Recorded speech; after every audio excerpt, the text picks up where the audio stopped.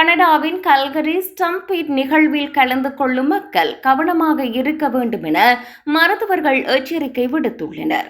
ஏனெனில் எல்பர்டாவில் ஒரு பெரிய தட்டம்மை பரவல் ஏற்பட்டுள்ளது. இதன்படி மார்ச் மாதத்திலிருந்து 1300க்கும் மேற்பட்ட தட்டம்மை தொற்றுகள் பதிவாகியுள்ளன. குறிப்பாக குழந்தைகள் மற்றும் தடுப்பூசிகள் போடாதவர்களுக்கு இது அதிக ஆபத்தை ஏற்படுத்தக்கூடியது. இதனால் 1 வயதுக்குட்பட்ட குழந்தைகள், கர்ப்பிணி பெண்கள் மற்றும் பலவீனமான நோய் எதிர்ப்பு சக்தி உள்ளவர்கள் ஸ்டாம்பீட் போன்ற பெரிய நிகழ்வுகளில் இருந்து விலகி இருக்க வேண்டும் என நிபுணர்கள் கூறுகின்றனர். தட்டம்மை மிகவும் கடுமையானது. இது நுரையீரல் தொற்று மற்றும் மூளை வீக்கம் போன்ற பிரச்சனைகளை ஏற்படுத்தும். அத்துடன் பாதிக்கப்பட்ட ஒருவர் வெளியேறிய பிறகு கூட வைரஸ் காற்றில் மணிக்கணக்கில் இருக்கக்கூடும் என மருத்துவர்கள் தெரிவிக்கின்றனர். எனவே அனைவரும் தங்கள் தடுப்பூசி பதிவுகளை சரிபார்க்குமாறு அவர்கள் கோருகின்றனர்.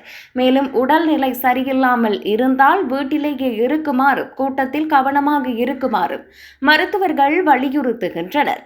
பெரிய நிகழ்வுகளில் மக்கள் ஒருமுறை தொற்றுக்கு ஆளான பிறகு சுகாதார குழுக்கள் பரவலை கண்டறிந்து கட்டுப்படுத்துவது மிகவும் கடினம் என கூறப்படுகிறது.